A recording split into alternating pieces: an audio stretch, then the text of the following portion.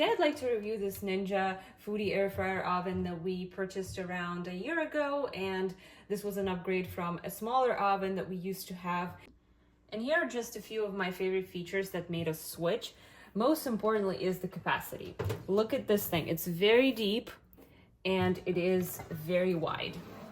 If you look at an average air fryer oven, it's likely to be, while it may be the same width, on the outside, the inside will definitely be smaller. So this is one of the largest capacities we were able to find. Second favorite is the amount of trays you get. There are 4 levels, so you get a tray for each level. You could be cooking all 4 of them at the same time. And you get 2 air fryer baskets.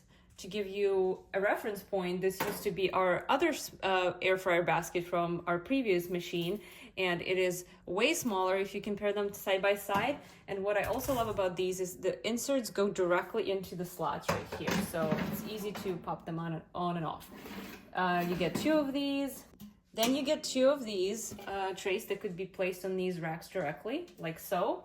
Or you could use these racks to put other dishes like glass bakeware and stuff like that.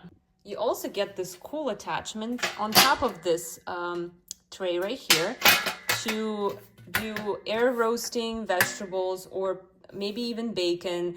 It allows all the moisture, oils and stuff like that to drip through these holes. This way you catch everything down here and it's easy to clean instead of it going on the bottom of the oven. Lastly, you get this tray to collect crumbs and stuff like that. I also love that the fan is all the way in the back instead of it being on the top, which allows for even distribution of the heat and even cooking. There are also these 2 heating elements on the bottom. Now let's take a closer look at all the functions and buttons you get. They're all centered on this handle, which is a pretty cool design concept. So you would just turn it on here and you get all of your functions to choose from. You get the whole roast, air fry, bake, dehydrate, broil, toast, bagel, pizza, and reheat.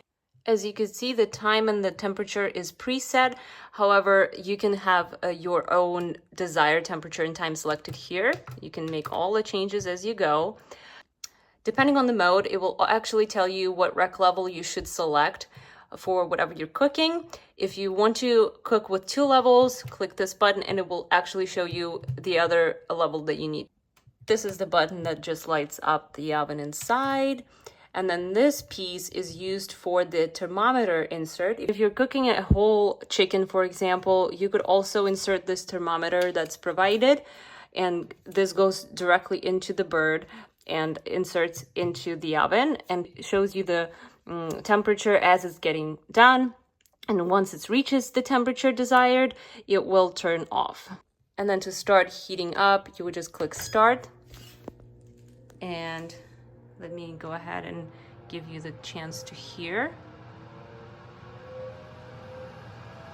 It's going to show that it's preheating here. It actually is very quick to preheat, around 90 seconds on average, regardless of the mode. It's currently in the air fryer function, which, turns on the fan quite a bit. And I think this is one of the loudest, and it's still not too loud for it to be disturbing. And this is what it looks like on the side. You have these holes for air circulation on both sides as well as the back. This entire thing is made out of stainless steel, which is easy to clean. I love that the handle does not get hot at all, regardless of what temperature you're using. And it also cools off fairly quickly compared to the previous one we used to have. It definitely takes less time and it's not as loud. Another thing to point out is this is a much stronger machine if you were to compare it to a regular oven. So keep that in mind. You will have to adjust the time of an average recipe you use, the time that it takes for your food to get done. We're so happy we upgraded, and the capacity of this machine is amazing.